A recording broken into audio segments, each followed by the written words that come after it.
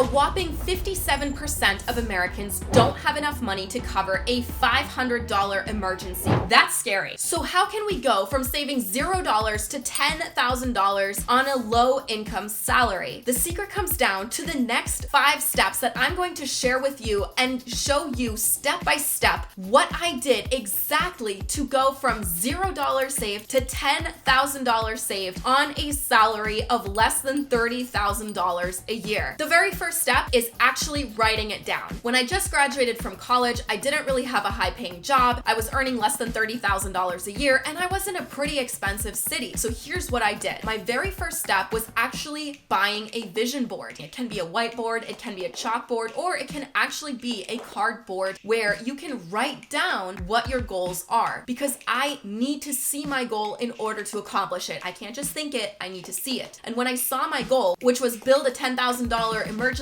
savings fund, I was reminded constantly. In fact, I actually went to the point where I wrote down sticky notes and posted them in the bathroom mirror and posted them in the kitchen too. So I was always reminded every single day of what I wanted to accomplish with the money that I was earning. That's step number 1. Step number 2 is actually not just writing down your overarching goal, but it was also breaking down that larger goal into smaller, more accomplishable steps. Instead of saying saving $10,000 in a year, for example, I said specifically I want to save $27 every single day in order to get to my $10,000 goal of savings in 1 year. $27 a day sounds a lot more doable than saving $10,000 in 1 year. And that, my friend, is what I mean by creating mini actionable tasks. When you save $27 a day from maybe not going out to eat or maybe selling some used furniture that you don't need anymore, that is a feeling of accomplishment. And that's exactly what I did in order to propel me closer to my goal in my given time frame. And that leads me to my second point, is making reasonable deadlines. When you make reasonable deadlines, like a time frame of giving yourself a year on a low income salary like I was, then that's probably a lot more doable than saying, hey, I want to save $10,000 in 5 weeks. Another thing that I made sure to implement is reviewing my progress every single week. So that meant maybe taking 10 minutes on a Friday night and just checking to see how much I actually managed to save. Not only that, but I also wrote that on my vision board to make sure I knew exactly how much I was saving each and every week. In fact, this might help you too. I ended up making a little competition with myself. I tried to see how much I could save each and every week, and I always tried to do better than what I saved the week before. And that moves me into my next point, and that's actually celebrating your accomplishments, like maybe buying a piece of clothing or something like that, because it's important to keep that motivation going for the long term. The next step is using a budget. Using a budget is so important if you want to start saving $10,000 fast. Have you ever done a road trip without actually using a road map or a navigation system? I probably need 2 to 3 navigations around me. That's why I started using my budget as my financial roadmap. I used my budget to help me figure out how much money was coming in and specifically where it was coming in from. Was it interest from my savings in my savings account? Was it my salary? Was it anything else? In my case, it was really just my salary. Then I wanted to figure out, where was my money going? In other words, was it going to eating out? Was it going to rent? What's actually going on with my money? And was I saving any of it? And I wasn't at the time. I figured out what I needed to do to get from point A to point B, which was saving $10,000 of cash. And that's why I started using my budget every single week. I'm someone who uses their calendar every single day. If I knew I was going to stick to my calendar, I actually scheduled a 30-minute weekly meeting every single Friday to review my budget. And that honestly helped me create a routine and make sure I understand how much I'm spending and how much I'm making every single week. That routine helped literally lay the foundation to my financial well-being today. And once you know how much you're spending on certain categories like restaurants, for example, or eating out or whatnot, then you can start to think about, hey, do I actually need to be spending $200 a month on restaurants, or can I maybe cut it in half to $100 a month? So I still enjoy a little bit of eating out, but I save the other $100 and use that for maybe paying off debt or maybe investing for the future. Tip number 3 is increasing your income. When I was earning less than $30,000 a year and I wanted to save $10,000 fast, one of the very first things I was thinking is you can only save a certain amount of money because we all have regular living expenses, right? I mean, we have to pay rent, we probably have to pay for food, groceries, fuel, maybe car insurance, etc. So there are always fixed expenses that need to go out in order to live and in order to make the money that you're making, which means we're limited on how much we can save. I found out we're unlimited on the amount of money that we can make. So that, my friend, is where I started pursuing side hustles. And that's exactly what I would recommend for you too, especially if you're trying to save $10,000 fast. As an example, I would suggest checking out building websites. Some of you might know that I built my own website, The Millennial Money Woman. The first year was extremely hard. I really didn't even make $100 and it was a lot of work. But now, almost 3 years later, I'm making between $3,000 to $9,000 in passive income every single month consistently, and I don't really need to do too much work. If you don't really like technology and you're not really a fan of creating websites, that's okay. You can find other side hustles. For example, there's apps out there like Rover where you can start walking dogs or dog sitting. I love animals, and so that would be something for me too. It wouldn't even feel like work and you're getting money for it as well. Or for example, if you know something really, really well, like how to garden or how to maybe code or market or advertise or whatever it is, maybe think about creating a course out of it. If you are interested in something, then there are probably many, many other people out there who are also interested in knowing that particular knowledge or skill set that you have. Maybe create a course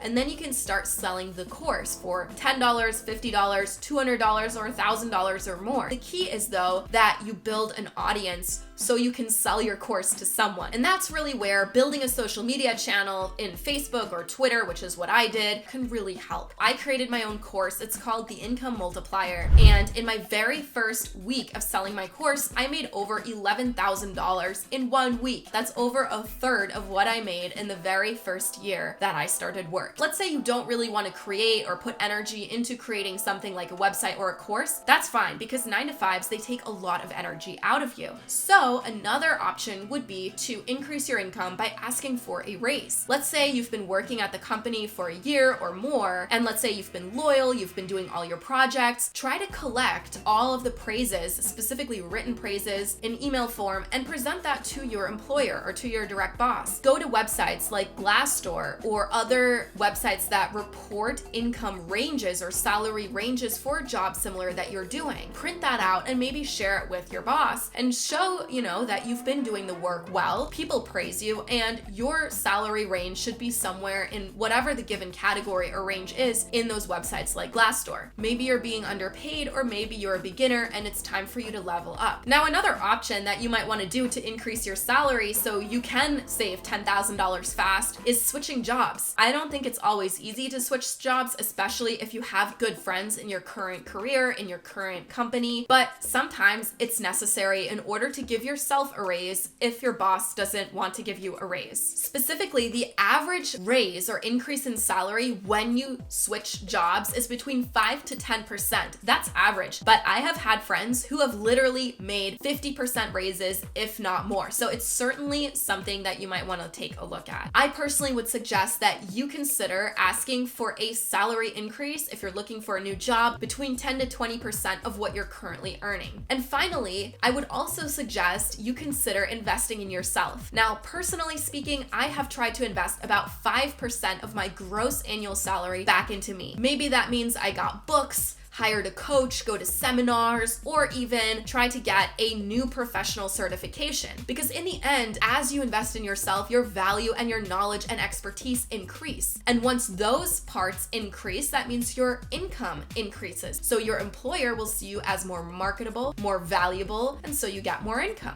The fourth tip is getting an accountability partner. I honestly cannot say enough good things about my accountability partners. Specifically, if you're looking to build a $10,000 cash savings account, chances are you probably need a cheerleader. That cheerleader would try to make sure that you're actually pursuing your goal of saving the $10,000. The cheerleader would be checking in to see if you're progressing, if you need anything, how you're doing, if you're, achieving your mini tasks, your mini goals that we spoke about earlier. And an accountability partner is that cheerleader. It could be your parent, your best friend, your spouse. It could really be anyone. But the point is, they would check in regularly or periodically with you to make sure you're on on track to reaching your goals. Tip number 5 is stashing your cash in a high yield savings account. A lot of people that I've mentored and coached, they essentially try to save the $10,000 and put it all in a savings account. The sad thing is, a savings account oftentimes does not offer the biggest bang for your buck. What I mean by that is that the interest rate on savings accounts is probably 0% or 0.01%. Take a look at your savings account and tell me what it is. Maybe leave it in the comments below. The point is, savings accounts in general don't offer a very high interest rate, which means you're losing out on forces like inflation, etc., etc. So the value of your $10,000 is actually going to be less over the next couple of years. And that's why I suggest to at least consider opening a high yield savings account. A high yield savings account is a savings account that actually offers a higher interest rate than regular savings accounts. On average, high yield savings accounts, they offer interest rates between 3% to 4% at least in 2023. Keep in mind, interest rates, they do change based on what the Federal Reserve's interest rates are. When the Federal Reserve generally increases interest rates in high yield savings accounts go up. When the Federal Reserve lowers rates, then interest rates in high yield savings accounts go down. Let's say that you actually saved your $10,000 in cash, so congratulations. What happens if that $10,000 is in a regular savings account earning 0.01%? That's $1 a year. That's not much. Now let's say you put the $10,000 into a high yield savings account earning 4% a year, which is absolutely possible in 2023. That 4% on $10,000 converts to $400 a year. That $400 could cover part or all of your grocery bill, for example, for a month. Definitely worth looking into high yield savings accounts. They are online, typically covered by FDIC insurance, and oftentimes they don't charge any fees. But again, I would recommend you just take a look at the fine print. Honestly, the whole reason why we're looking to save the $10,000 fast is so we have more money available to us, especially in case of emergencies, so we have more freedom. And the very best way that you can increase your chances to saving $10,000 fast is by starting a side hustle and by earning more money. So make sure you take a look right here in this video where I go over some of the best ways that you can start earning extra cash as soon as today.